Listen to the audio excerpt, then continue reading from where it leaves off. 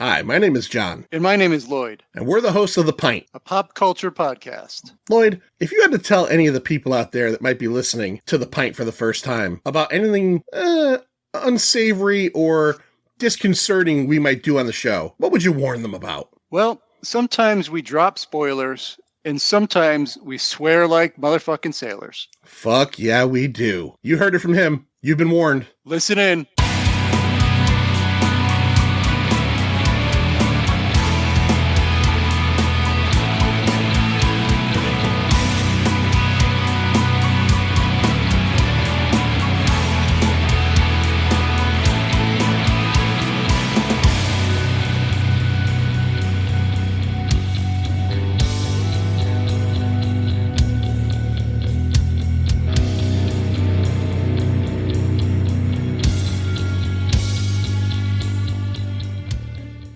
I'm not getting a damn thing on the inertial nav system. I know where we are. Please step away.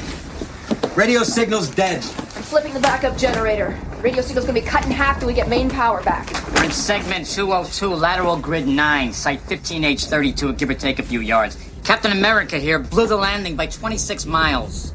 How the hell do you know that? Because I'm a genius. Summertime 1990s, July of 2025. Wow, it's a lot of numbers and a lot of different time periods being thrown at you there. It's The Pint. My name is John. My name is Lloyd. And on these episodes, all month long, here and on our Patreon/The Pint, $2.50 a month will get you some extra episodes. We're talking about movies that were released between May 1st and August 31st, between 1990 and 1999. Today, we're in 1998, and there was a lot of movies we could have picked from 1998. Saving Private Ryan came out. I believe the Godzilla movie, the Roland Emmerich one, came out. Is that Bryan Cranston? No, that was the 2014. Oh, that was later. That was Matthew. That was Broderick. Matthew Broderick. Broderick. We did that one a couple years ago on the Patreon. Me and Eric, Hot Coffee Lawsuit. Today we're talking about Bruce Willis again. I wasn't there for the last one, first episode of this month, Die Hard 2. Well, we're back in Bruce Willisville, and it's all about Michael Bayhem. That's right. We're talking about Armageddon. Let's get into it. That's the signal! Go, go, go, go, go! All right, Manster, tell us all about the production of Armageddon, when it came out, all that good stuff. Armageddon was released on July 1st, 1998, you know? Wait a minute. We're recording on July 1st. Holy shit, I didn't even realize that. 2025. How many years is that? Holy shit, like that's 33 years? No, that's 27? 27 years? 27, yeah. Yeah, that's right. One of us is right or really wrong. No, it's got to be you. Yeah. It's gotta be you. Oh, that's crazy. Okay, 27 years. Wow, I didn't even realize it. Wow, July 1st today. Today. Look at that. Beautiful. Half a year's gone by already. I can't believe that. It's nuts. It's absolutely nuts. Yeah. Produced by Jerry Bruckheimer, you know, big time producer. Directed by Michael Bay. Damn, you know, Bad Boys, The Rock, Pearl Harbor, Transformers, that Michael Bay. Screenplay by Jonathan Hensley. Also worked on Die Hard with a Vengeance, Jumanji, The Punisher. He also wrote and directed The Ice Road. Did we talk about that movie? Oh, we didn't. It was a Netflix movie with Liam Neeson. I think years ago when we used to do the episodes where we would watch trailers, I think we did the trailer for it. That's what it was, yeah. I remember talking about it somewhere. Yeah, that was a goofy movie. And also J.J. Abrams, who, as you probably know, created Alias, Lost, Fringe. He wrote and directed Mission Impossible 3, Super 8, with that fantastic train crash. Yeah, it's an underrated movie. Yeah, and of course, you know, 2 of the last 3 Star Wars films. In total, I won't even mention them all, just those 2, but in total, nine writers worked on this script. Between these guys, you know, adaptations, rewrites, and final polishes, that's a lot. And it feels like 9 writers were on this. Do you want to know a crazy trivia fact about this movie? I own the 2-disc director's cut DVD Criterion. I am going to bring that up. I own that. I have that. That's how I watched this. Yeah. It's crazy. And actually what's even crazier is you're like, wow, Michael Bay got a Criterion movie. I also own the 2-disc The Rock Criterion. There are 2 Michael Bay Criterion Amazing movies, and I have both of them on DVD. I don't think either one of them. Yeah, I don't think either one of them's ever been released on Blu-ray or anything past that. Oh, really? And the Criterion version, yeah. Yeah, actually, I had to watch it twice. I watched it maybe a week ago, and then I think yesterday, the day before. And I watched it on 2 different streaming platforms, I think, because it wasn't available after when I watched it. But yeah, I got the little Criterion C that comes around in a circle, Okay. When it fired up.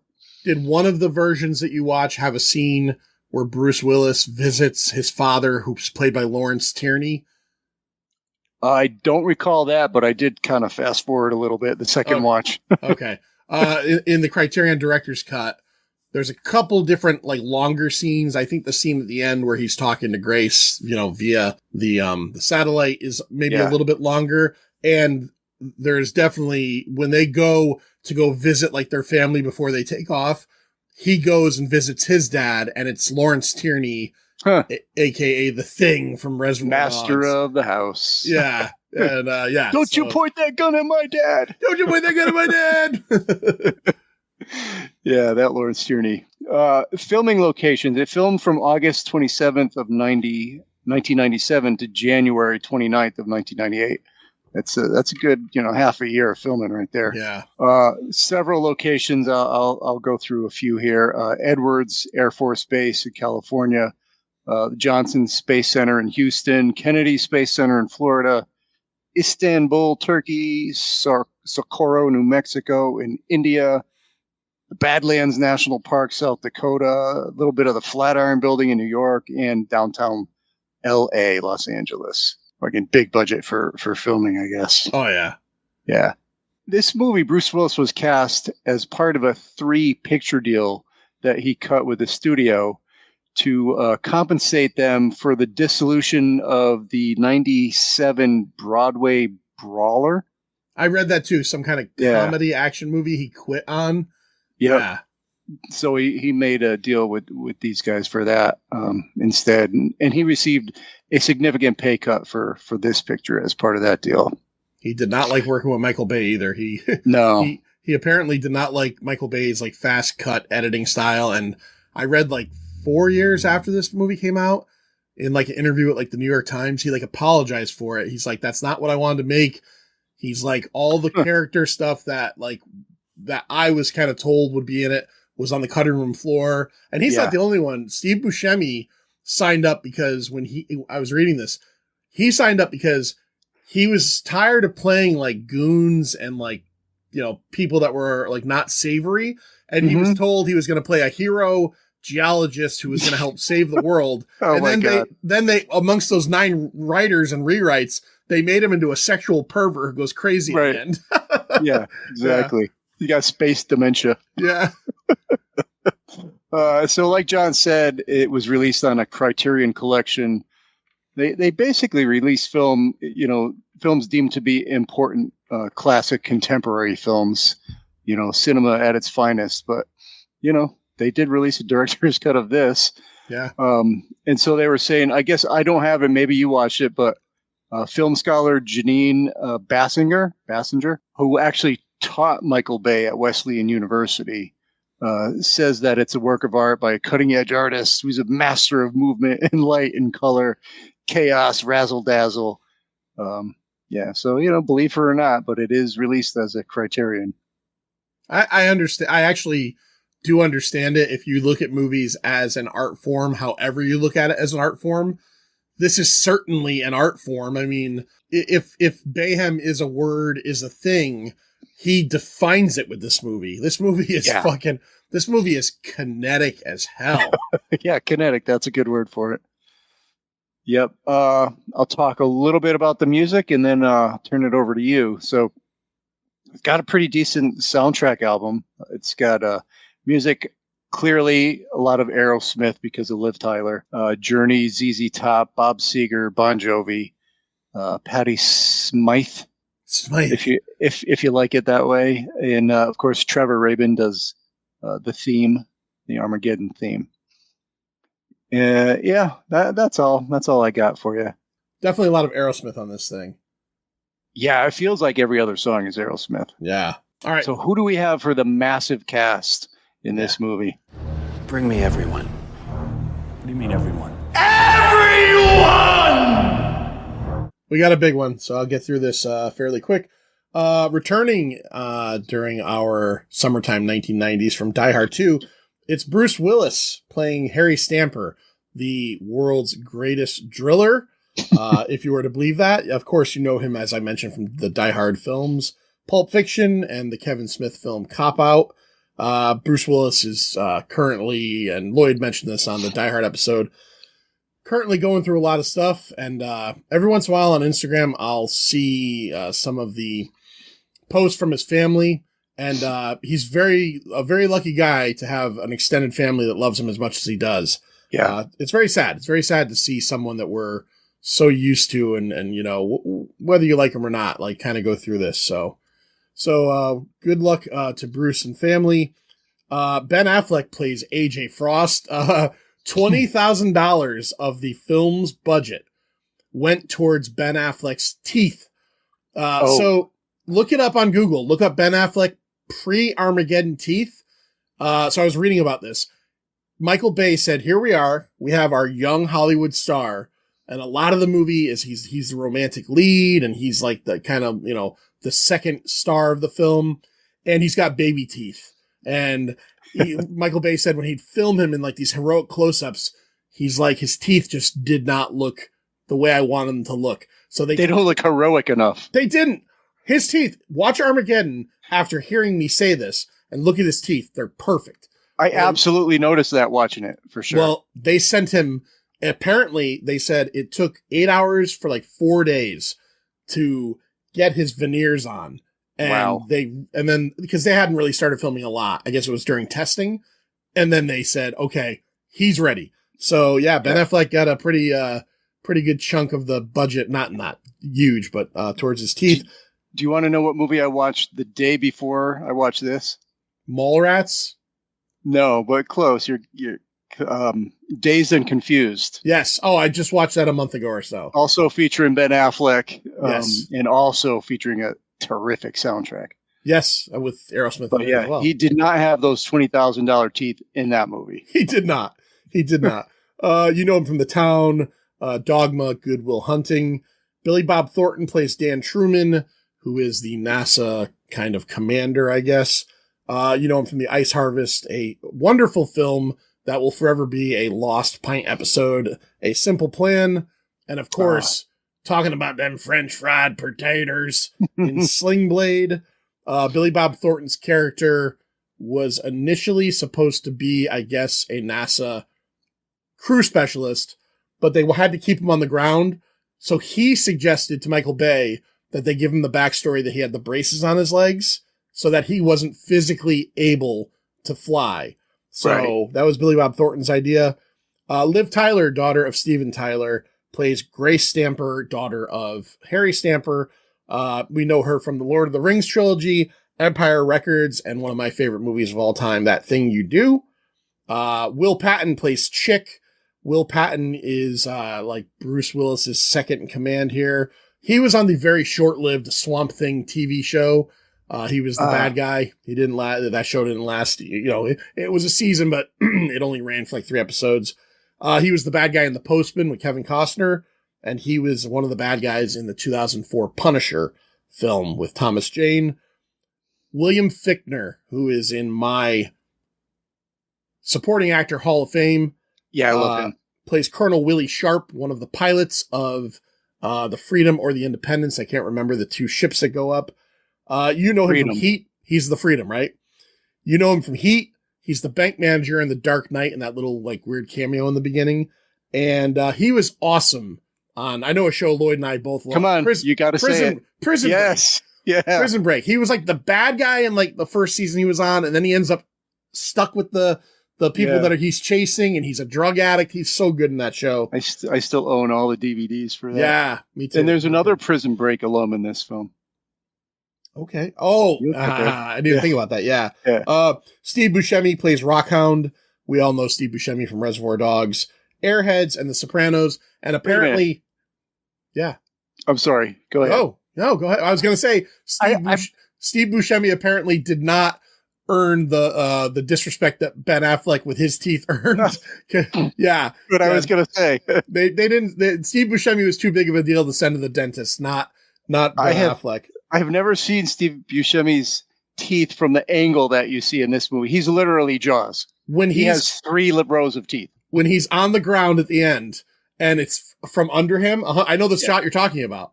Yeah. You literally see like the 3 rows of fucking teeth. Yeah, it's crazy. Yeah. One of my favorites passed away in 2012. Mm-hmm. Michael Clark Duncan plays Bear. One of my all-time favorite scenes in any movie ever is when they're trying to get these guys all together, and Bruce Willis is explaining to Billy Bob Thornton that he's the only black guy driving a hog across South Dakota. And then you have helicopters and cop cars chasing them, and you got giant-ass Michael Clark Duncan on top of a Harley going, "Come get Papa Bear!" I love that scene. I love him. Good. I love him. He played Wilson Fisk, a.k.a. Kingpin, to Ben Affleck's Daredevil in the Daredevil film from 2003. He was in Talladega Nights, the Ricky Bobby movie. And, of course, probably best known for The Green Mile. Yeah. He passed away way too early. Prison Break, Peter Stormare plays Lev, the Russian cosmonaut, who, by the way, I don't think anybody would ever leave anybody in space for 18 months by themselves. Did you feel like that was probably a little bit much? That's a little much. Yeah. And he played it well. He did play it well. I love his accent. We talked about him briefly in one episode we did a while back. He is one of the busiest guys ever in Hollywood. He's awesome. I have a list here. It's amazing how much stuff he's in. It is. I have a list here of all Pint movies we've done with him in it. So 8mm. He was Dino Velvet, the terrifying pornographer. In Minority Report, he is the guy who gives Tom Cruise the new eyes, and his first scene is him sneezing and just giant snot hanging out of his nose. I remember. And then me and Laura did it, and it's probably my favorite Peter Stormare role ever. He plays Lucifer in Constantine. And his first scene in that movie is him descending from the sky with like all this black oil dripping off of him. And he's in an all-white suit. He's so fucking good in it. And then the last person I'll mention, there are a lot more, but I'll mention one more. Jennifer Steen plays the co-pilot of Freedom, Jennifer Watts. She was in Left Behind 3, World at War, and 21 episodes of Earth 2, and the film Trial and Error. So let's get into this.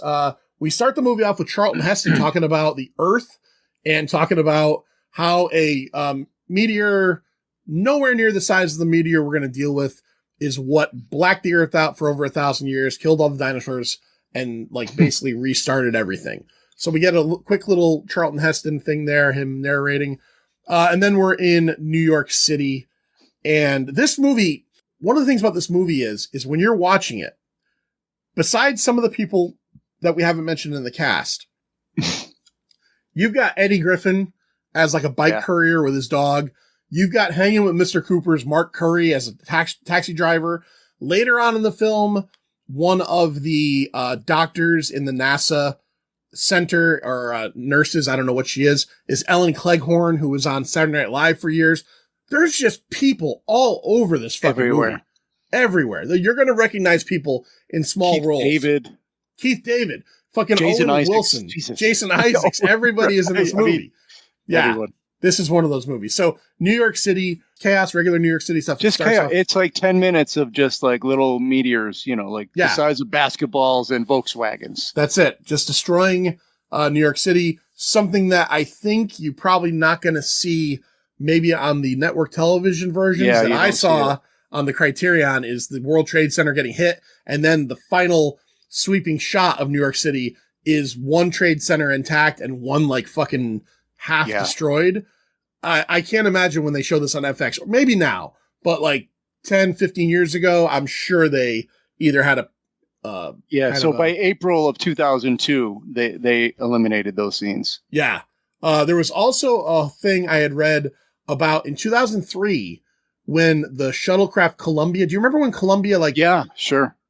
The night that happened, this movie was supposed to be shown on, I think, FX, and they switched it to Aliens. Yeah, I read that too. Yeah, because they realized what had happened, and it was just too close, right? Too close. So So basically the setup, Lloyd, is explain to everybody out there the setup that we learned in NASA. Because we get a shot kind of things happening to a shuttle crew. What's going on? So what has happened is there is a very large asteroid or meteor. What was it? Asteroid? Is that what it is? I think it's an asteroid. Meteors are coming off of it. I don't know. Yeah. That's probably it. So a massive one. The way it's described is it's the size of Texas, and it's on a collision course with Earth, and it goes through an asteroid belt, and it knocks all these smaller little asteroids and meteors, and that's what causes the initial New York destruction and all the other cities. And this one guy notices it in his little homemade, his home telescope. He was probably a former NASA guy, right? He yells at his wife. She's like, "I'm not your slave." Yeah. He tells them he wants to name it, and it seems like it's going to be a sweet movie. Oh, yeah. That's a funny scene. I'd like to name it after my wife, Dottie, because she's a destructive bitch that won't stop until. Yeah, that's a good one. That's awesome. She gives him the finger. Yeah. So that's the setup basically, and then they realize they get their NASA scientists involved, and basically they realize it's going to be 18 days before it impacts Earth. Yep. And they got a lot of terrible little ideas. Well, if we hit it with lasers, or let's put some mylar sails on it, sail away. Put giant parachutes on it. So they know that this thing is the size of Texas. It's coming at Earth. And unless it's broken up before a certain period, it's going to hit the Earth. And the president basically asks Truman, the Billy Bob Thornton character, what is the damage expected to be? And he's like, totaled, like a car. He's like, it's going to be an extinction level event. We're done. Let me ask you a question, Lloyd, because I've kind of had this thought before, and I guess it's very prescient in today's day and age with all the talk, even though, the World War III and all that stuff. Do you think you'd be comforted knowing that, if you were going to die, everybody else on Earth was going to die too? Almost like it's not. I think one of the things that's scary about death is that it's happening to you. You're doing it alone. Yeah. Right. I don't want a meteor to hit Earth, but I almost feel like if I knew that life was going to be wiped out, I would just be part of the grand scheme of things. And I don't know. I totally feel that way. I feel it'd be a lot easier to take, knowing that it's going to be a world-ending event for sure. Right, because the FOMO would not be there, right? You're not missing out on anything because Earth is fucking gone. So they basically say they think it's. I'd probably just spend the rest of my days fucking, I guess. fucking everything that moves, right? Yeah. They basically say that it's going to hit the Pacific Ocean. It's going to boil the ocean, tsunamis. It's going to wipe out Japan and Australia. And then it's going to wipe out the West Coast up to Colorado. And then everything else will be nuclear fallout, basically. So yeah, this is bad news. So the people at NASA start thinking, and they determine, well, maybe if we could drill into this thing and drop a nuke in it, it'll split. Jason Isaac's idea. Yeah, I like his scene where the president or someone is saying that, well, the president's advisor doesn't think you're right. And he's like, I went to school with him. I wouldn't trust somebody that got a C- on their fucking thesis or whatever. In astrophysics. Yeah. So he comes up with this idea: drill, drop, and do it. And they're going to try to train astronauts to do this whole job. Well, now we go off to the South China Sea, and we're on a giant oil rig, and we get to meet all of our characters. We meet Harry Stamper, drillers. They're gonna train drillers to do the job. Right. They haven't learned this yet. We get kind of a scene where we set up the dynamic between these people. Grace, the Harry Stamper character's daughter, is she's kind of the business face. She's kind of the client liaison for this company. Harry is the world's greatest driller. Chick is his main man, geologist, rockhound. AJ is the hotshot young driller who doesn't listen. But we also find out that AJ has been sleeping with and also in love with Harry's daughter. Harry's daughter. And Harry doesn't want. Yeah, no, he loves her, but the way he catches them is in bed together. Yeah. I always, every time I see this movie, think he's really trying to kill him. It's kind of hardcore, right? It seems like he's trying to kill him. Yeah. He's chasing him around this oil rig with a shotgun. And they don't make it. I didn't hear a line where they said it's just rock salt. He's literally trying to take his head off. And so a little heavy there. I have another question for you, Manster. So we meet these characters, okay? And after the whole meet cute and after shooting at him and all this stuff, NASA shows up and tells Harry, you need to come with us back to Houston. We got to talk. And Harry says, I'm taking my daughter with me. And he doesn't know what it's about. And they go. Before he leaves, because he's pissed off at AJ, who he just tried to kill and who's sleeping with his daughter, he fires him. So here's my question. They go back to NASA. Now, we have 18 days before this meteor hits the Earth, asteroid, wherever the fuck it is. You know what I'm going to ask you, right? I know where you're going. Yeah, keep going. So Harry goes back to the mainland. He goes back to America, and they say it takes 18, I think he said 18 hours to get back there. Yeah. Okay. And then he talks to Truman, and Truman explains to him, this is what's happening. We need you to train our guys. Don't worry, people. I'm not forgetting about the question I'm about to ask. I'm just setting everything up. Need to train our astronauts how to do this. And it becomes a thing where Harry eventually says, it'd be easier to send me and my guys into space than to train your guys how to do this. Okay. Right. But that's not the question. Yep. So that's how everything sets up. Okay. So then Truman says, all right, go assemble your crew. And then we get this, it's a great, I think, Sweet Emotions playing. We get a great scene where we go, Rockhound is at a strip club and this guy Max is getting a tattoo and they're all doing their crazy shit. Bear is driving the motorcycle across South Dakota. But AJ now seems to own his own small oil field. Yeah. How? And he's got signs up. He's got fences with signs on them. Like, so it's got to be less than 24 hours later. That's what I'm saying. He gets fired. He clearly has to now come back from the South China Sea, and he has his own business now, unless he had it set up prior. But the way he's talking to Harry is like, oh yeah, well, it's very, I'm my own boss now. It logistically, it's crazy. It made no sense whatsoever to me. I just went with it. I'm like, I don't get what's going here. I feel like I missed like 5 months or something. Right. Okay. So we get the whole crew together and we get some pretty, we get basically this whole chunk of the movie now becomes a montage sort of them doing their training in underwater situations. It's got to be an hour. I know it feels like an hour montage of training. Okay.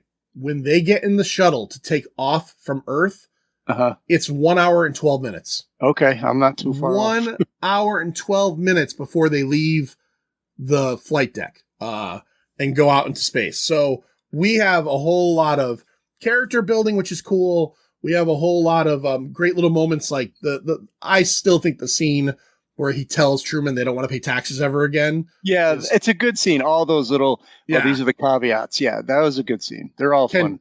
56 parking tickets in 7 states. Could you tell us who killed JFK? Yeah. Which ties into a Michael Bay movie prior, The Rock, ends with a whole thing about like who killed JFK. But so we get an hour of these guys being, and I also like the montage of them being physically and mentally tested.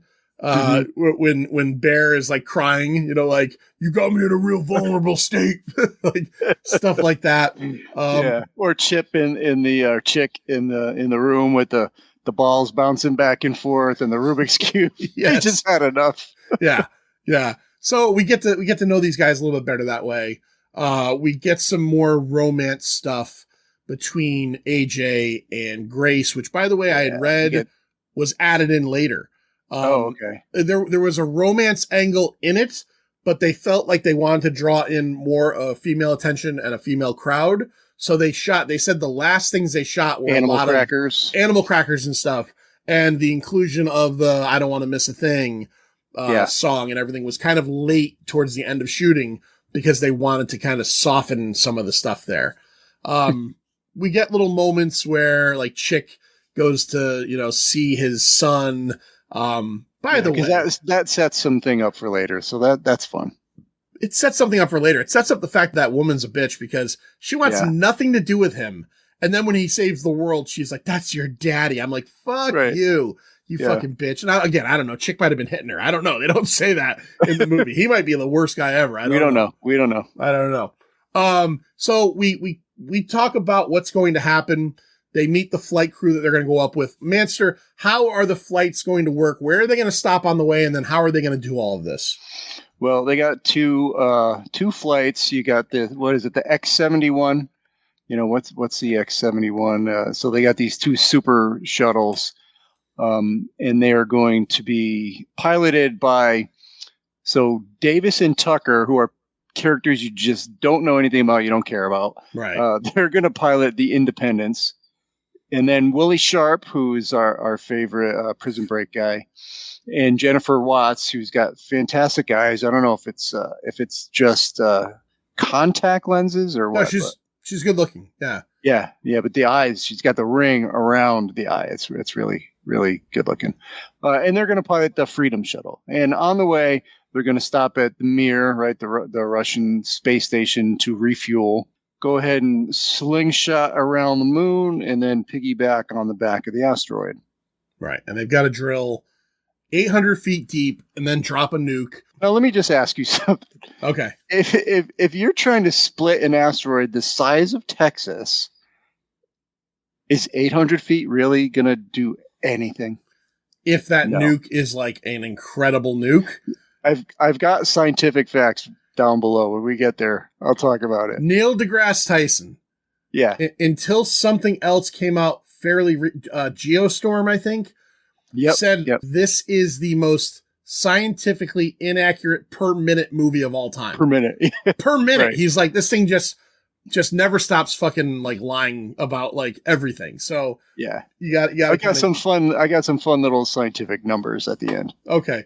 I can understand how 800 feet probably wouldn't split that thing in half. Although I did read somewhere else where it was like, well, you would have to have, I don't know nukes, but like they were like, if you had like a 500 gigaton nuke, you could do it. But the one in this movie is like not even a tenth of that or something. So that's what they're going to do. So eventually we get to the point where this team is going to get on their shuttles. They're split up in two, and then they're going to meet on the Mir station. So we finally take off. And the mission starts again, hour and 12 minutes in, and eventually they get to the Mir station. I think they said it was like 67 minutes to the Mir station, refuel at liquid O2, and then it was going to be like a 60-hour flight to the moon, and then to slingshot around the moon and all that stuff. They get to the Mir, everything's going good. They meet Lev, who is Peter Stormare, who is a cosmonaut who's been on there for 18 months by himself, and he's not crazy, but he's definitely a little bit out there. He's got the cabin fever. He certainly does. They dock on both sides, and they start to get the piping and tubing set up to refuel both the Independence and the Freedom. And as they're doing so, AJ has to go down into the fuel pod pit to kind of like, I guess, open the valve. And of course, as he does, we see that like there's just a giant leak. Fuel is just leaking like crazy on this thing. And so we know this is not going to be good. Manster, what happens I don't know. The pump goes all crazy. It goes, into the red. So he pulls the lever you're supposed to pull, but the lever breaks. If you keep on pulling, the lever is going to break. That's what I say.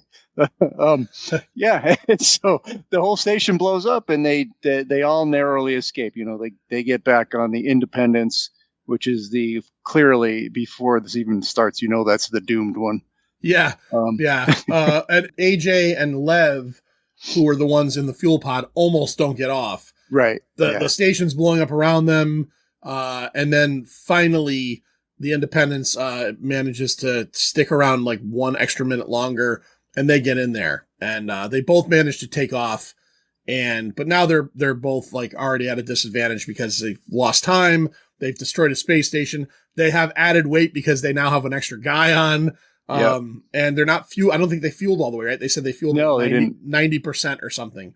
So we don't see a whole lot more of their trip, but they start to do the final maneuver around the moon. Right. But again, Manster, they get to the asteroid. We get some pretty cool asteroid porn, right? Like we do, but something about the asteroid, like I had a hard time just seeing, like making out the asteroids and all that. And everything is very spiky and very It's like glass almost. Very glassy and dark, and I don't know. Maybe it's just my eyes as I'm getting older. I just had a hard time like making things out and seeing things. So the whole asteroid part of this movie, I didn't like the visuals of it.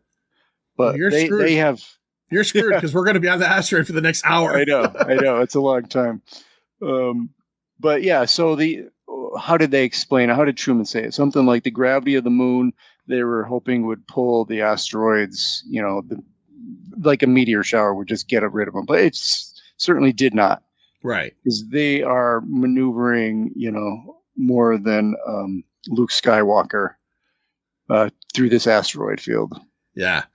Yeah. So how do they end up? What happens to the Independence? Just crash. Yeah, the Independence loses. Do they come close to crashing into each other? I can't remember. Yeah, there is one point where the two kind of do the little inverted flip around each other. Yeah, that's pretty cool looking. The Independence goes down.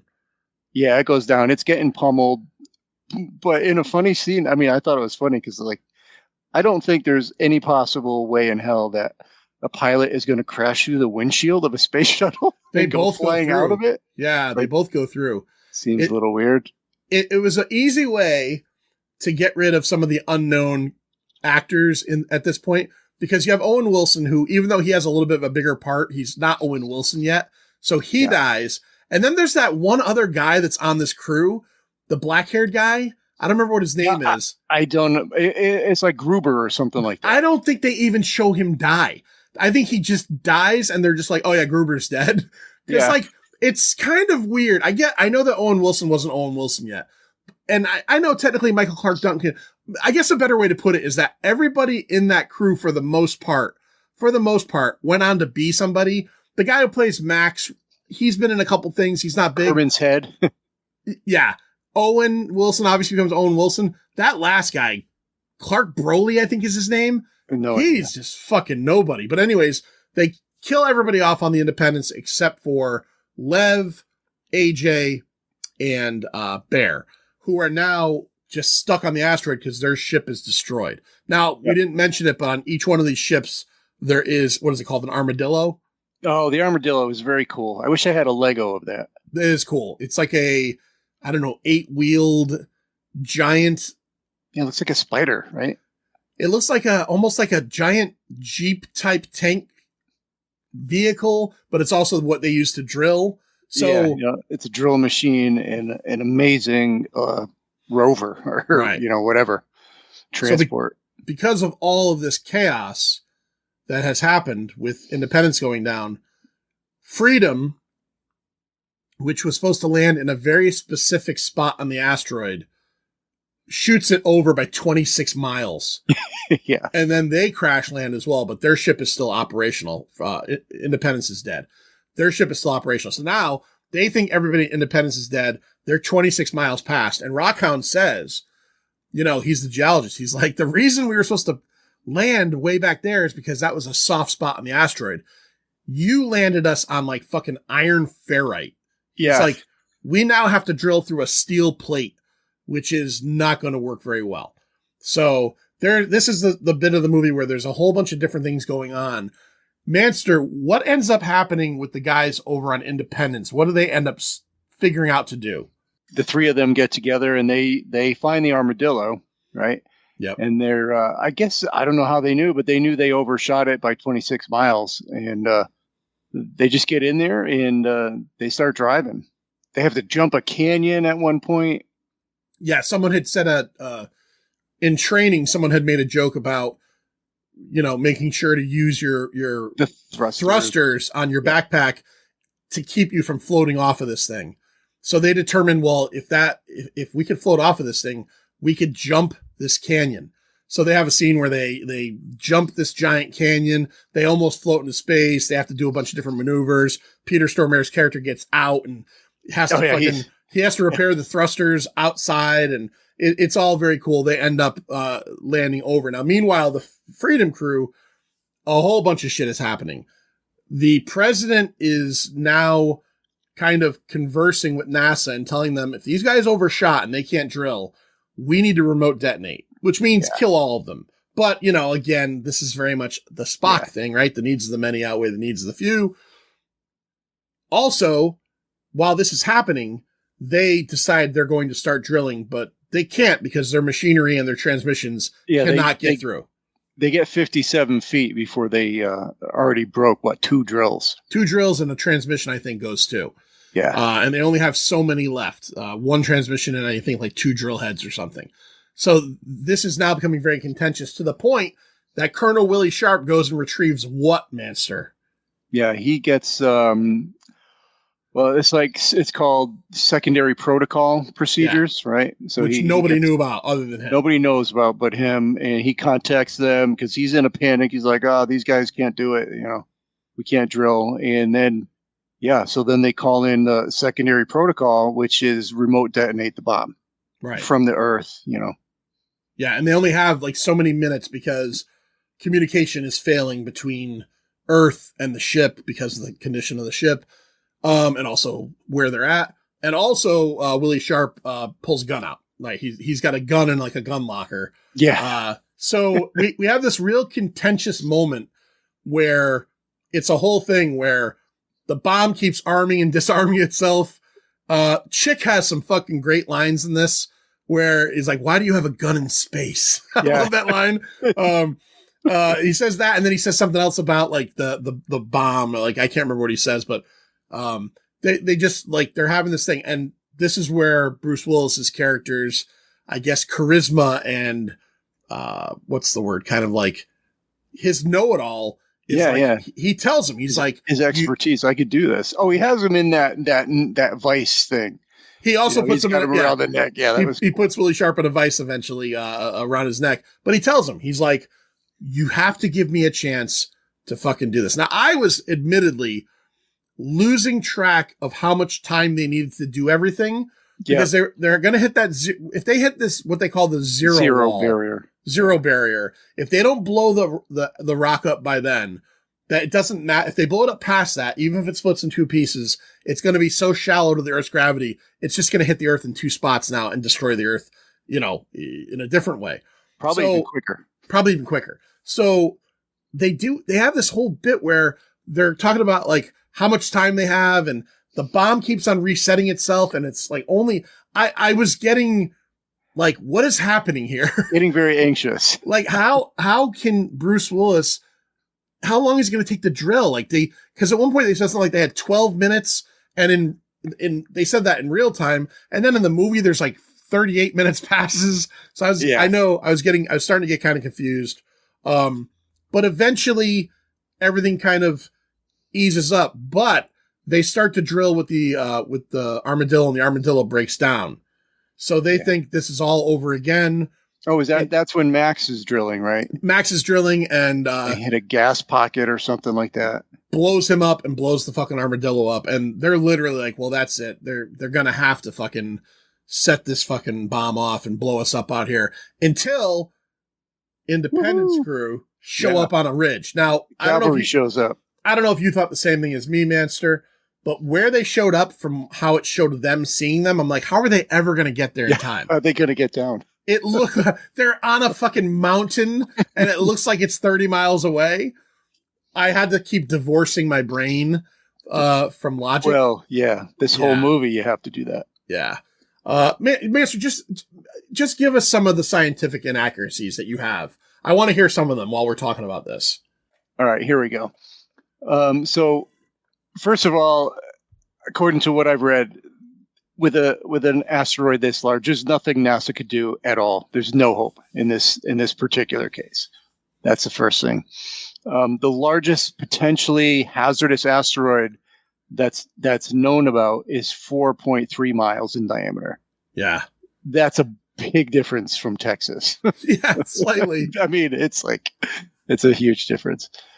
So here we go. So to split that size of an asteroid in 2 and have both pieces clear the Earth would require 800 trillion terajoules of energy.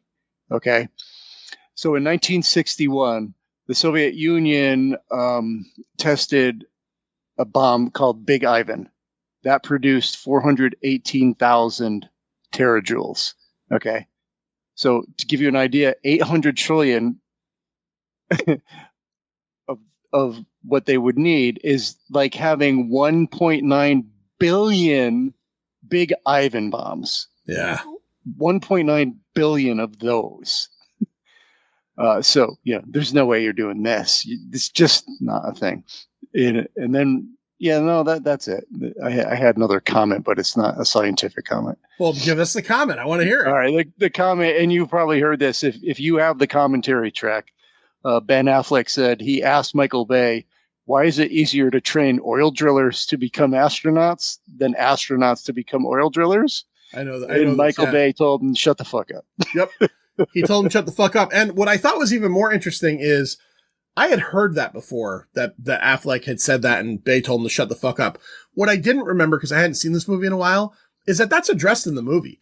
Like, they're originally going to send astronauts up and teach them how to drill. But then, like Bruce Willis's character is like, this is going to be much easier. He said, as long as we don't have to spacewalk or do any of that shit, just get us up there and my guys can figure it out. Yeah. So if we can get up there, sure. Right. But again, this movie had 9 writers. So at the time Affleck asked that might not have been a part. Like they might have said, oh shit, that's a good idea. Let's make a part where there's some astronauts that are gonna go. And then have Willis say, we could do this instead. So the two crews meet up now and everything's going to be all right. They get the armadillo and they get down to the 800 feet that they have to get down to. But now I'm trying to remember, Manster, what happens now that someone has to stay behind to detonate it? What do they lose? So here's what happens. AJ succeeds in drilling the hole, and you finally get the scene where AJ's, because they're always trying to reel him in. Oh, he's a wild card. You can't trust AJ. AJ's like, just let me do what I know I can do. And Bruce is like, all right, you're in control. You do it.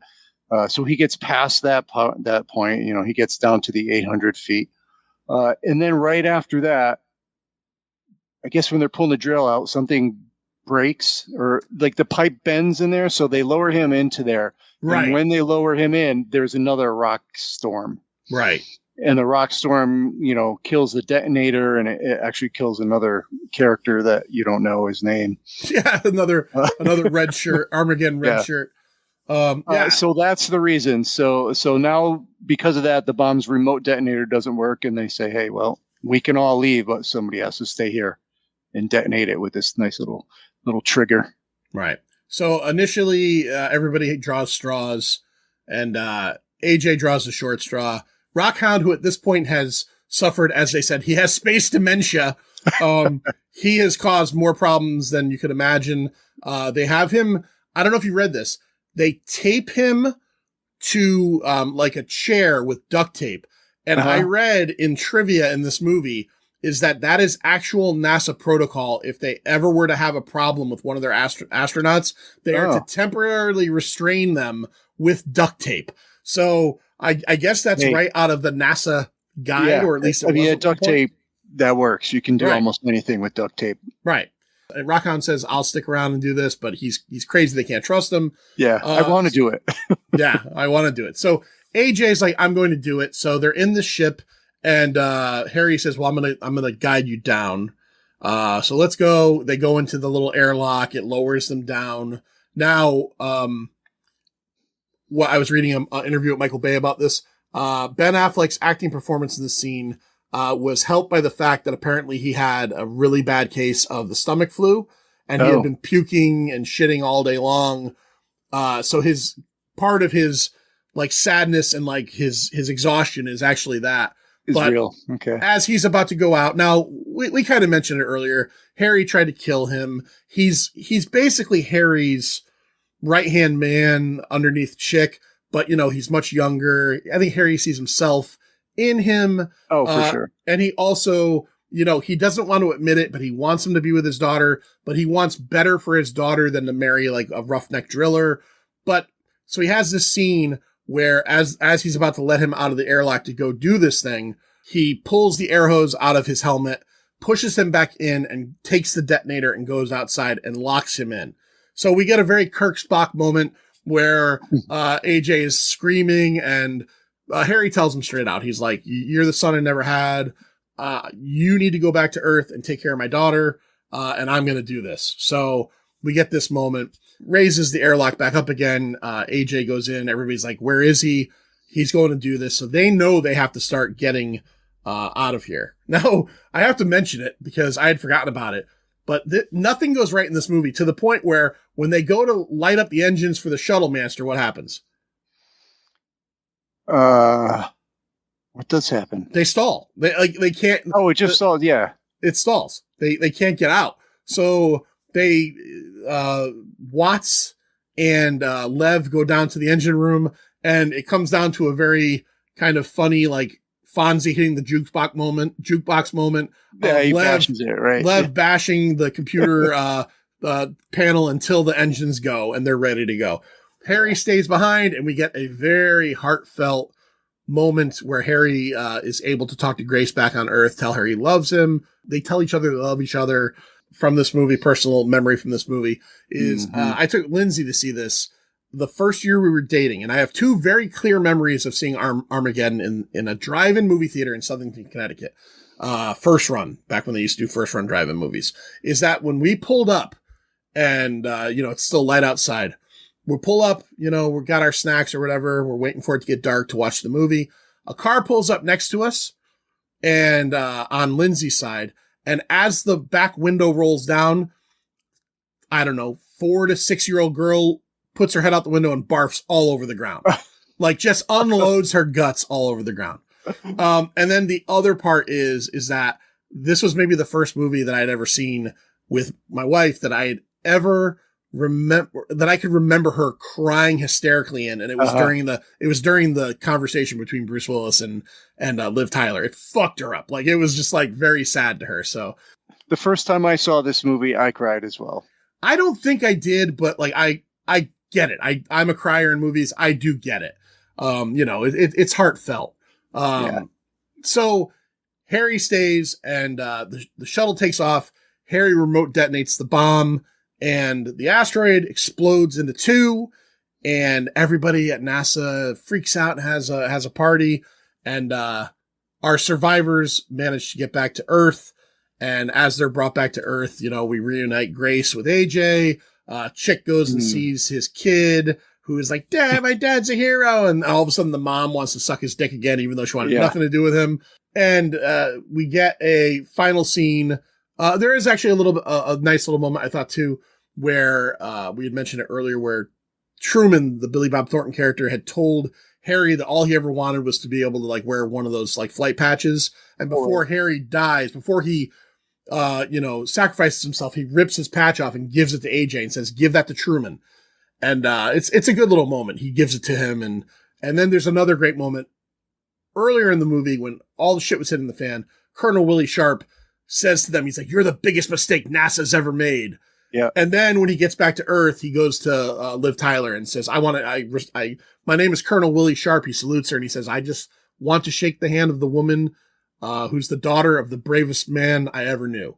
And so I don't care. It's a good moment. It's a good moment. I don't care if it's like specifically trying to work the heartstrings. Sometimes it works that way. And then the very end of the movie, which Michael Bay decided to film on Super 8 to give it a little bit of a different look, is their wedding. And there's like a little cool moment where you see all of the like placards, pictures of the drillers that didn't make it and the astronauts that didn't make it. So that's it. The Earth's saved. Thank you, Bruce Willis. Thank you, Ben Affleck. Thank you all you guys, for sacrificing and, all that time and doing the impossible, because you didn't have a 18 trillion megajoule bomb to do it. That's Armageddon for you. Let's talk about the box office. All you care about is money. All right. So the weekend of July 3rd through 5th, something that's really crazy I wanted to bring up when I was looking at this. Let me go back for a second here. Let me go over here. Weekend chart 1998. I noticed this when I was looking at it. Hold on one second. 1998. Movies nowadays, when they hit number one, even in the summer, they usually will be number one for a while. Armageddon is a big old summer blockbuster. It was only number one in the box office the weekend it came out. After that, next weekend, Lethal Weapon 4. Next weekend, Mask of Zorro. Next 4 weekends, Saving Private Ryan. Next 2 weekends, Blade. Next 2 weekends, There's Something About Mary. It was only number 1 for 1 fucking week. Just 1 weekend? Just wow. 1 weekend. So that's pretty crazy. But it is July 3rd through 5th of 1998. Here are the top 5 films that were out that weekend. Number 5, it came out 3 weeks prior. $6.2 million, The X-Files, the first X-Files film. The first one. Number 4, out for 2 weeks. It made $6.6 million. George Clooney and J-Lo, you know that one, right? Yeah, Out of Sight? Out of Sight, baby. Yeah. Out of Sight. That's a good one. They're good together in that. Yeah, it's one of the only ones I like her in. Number 3, out for 3 weeks. Disney cartoon, $11.4 million. Mulan. My daughter Chloe used to sit and put on a robe and do her hair up and just as a little girl sit there and sing that in front of the TV. That's cute. Yeah, it was a great memory. Number 2, out for 2 weeks, $19.7 million. Dr. Dolittle, the remake with Eddie Murphy, the first one. I think there was more than one of those. And as we mentioned, opening that week, $36 million. Armageddon. Manster, did you get budget information? I don't know if I got budget on this one. I did. I saw that there was $140 million budget. Okay, I see that here. $140 million. Okay. All right, so that's the box office for Armageddon in 1998. Let's rate this thing. And a guy who spent 6 weeks in the bathroom got a 91. 0 to 5, 0 being the worst thing ever, 5 being the best thing ever. And as always on the pint, quarter and half scale are optional. Manster, what do you give 1998's Armageddon? I don't have a big long write-up. I just have basically 1 or 2 sentences. It's a fun, exciting, everything you want in a summer blockbuster movie. It's even got a little bit of unexpected, heartfelt, emotions. What'd you say? It's an hour and 12 minutes of a montage of training. I think it's about 48 minutes too long. It's 2 hours and 31 minutes. Yeah, it's too long. Yeah. But it's fun. I mean, I'm not going to take away. It's fun. It's huge. It's everything you want, even though none of it is factual or. But I can't go as high as a 4. I'm gonna go 3.75. All right, that's fair. It delivers a lot of fun. I love this movie. I'm not gonna lie about it. I love it. It's a live action cartoon. It's full of shit. It's too long. We talk about it all the time. I don't love long movies. A movie like this has no reason to be 2 hours and 31 minutes. It has no reason to go an hour and 12 minutes before they go into space. But you know what? I don't mind. I enjoy watching this. I have a good time with it. Yes, I see where Bayhem was invented, right? Like Bad Boys and The Rock came out before, but this is Bad Boys and The Rock are based on, they're just action movies that are based on Earth. This is fucking asteroids and, space stations blowing up and, the Earth possibly getting destroyed. This is big time. This is where this is pre-Transformers Michael Bay, and this is where I think he honed his skills at the big time stuff. But I think it also helps that you have got Bruce Willis at the height of his powers, Ben Affleck coming into his powers. Liv Tyler is great in this. Then you have character actor Hall of Fame in this thing with William Fichtner, Will Patton, Steve Buscemi, fucking Michael Clark Duncan, Billy Bob Thornton, Jason Isaacs. Yeah. These guys just all come out of nowhere to do this, and it just really lends some gravitas towards it. It's a lot of fun. I could tell you, it is a tale of the reason it's too long is because it takes too long to get into space, and then it takes too long to get off of that fucking asteroid. But I still don't mind. I still have fun with it. So I'm gonna go with a 4.25. I really enjoy this movie. I don't think I could watch it. It's not like a every year watch for me, but every time I do watch it, I just find myself kind of this is one of those movies that I find myself dipping into full entertainment mode, right? Where I don't mind that there's 9 writers on this, even though that's ridiculous because, maybe there was someone in to flourish some of the comedic dialogue, and maybe there was someone in that was okay, I work on the action stuff, and it doesn't feel like there are too many hands in it, even though there obviously were. So I'm gonna go 4.25. I really enjoy Armageddon. I had a good time with this. So Yeah, big time, big blockbuster. I think it was #1 that year, right? I don't know. Worldwide, anyway, 553 million. Okay, all right, I'll believe you on that one. I didn't look that up, but I will absolutely believe you on that one. And let's not forget too, this was one of those movies, like it was a thing that happened lesser or more back then than it ever happens now. But this was in the same year as Deep Impact, which is also another asteroid hitting Earth, which is Deep Impact, which I actually think is a pretty decent movie, is much less cartoony. It's more of like the soap opera version of what would happen, right? As opposed to the, Armageddon version. So, right. Well, you get Pierce Brosnan. So, no, that's Dante's Peak. Oh, is it? You're talking Dante's Peak. Oh, you're talking now. You're on the volcanoes. There's two of those. Yeah, absolutely. I'm mixing that up. So, Deep Impact is Tia Leone, Robert Duvall, Elijah Wood. It's it's got its own cast, but this is the more fun one for sure. All right, Manster, tell everybody where they can find us. Well, on your podcatchers, Apple, iHeart, Spotify, Google, Stitcher, all those. On YouTube, it's still the Pint of Pop Culture Podcast. And on Instagram, it's at the Pint Pop. And of course, you should become a Pint Insider. Visit www.patreon.com/the Pint. You can get some good stuff on there, including the Crying Game. That's right, with a little bit of Manster art, some show art there that I put is that up there? It's on Instagram for sure. It's on Instagram. Oh, good. All right, I'll have to check it out. Yeah, it's got a little bit of a dong hanging there. Instagram hasn't pulled it yet. They didn't see just the tip of the penis. Yeah, it's just 3 little lines. That's it. That's it. And look, if you haven't joined up and become a Pint Insider, I think you should, because as someone who, if you're not a Pint Insider, you should say to yourself, you know what? I don't want to miss a thing. I'm going to sign up for that. I'm going to say see you on that, because that was a good line. It's over, Johnny. It's over. Nothing is over! Nothing! You just don't turn it off!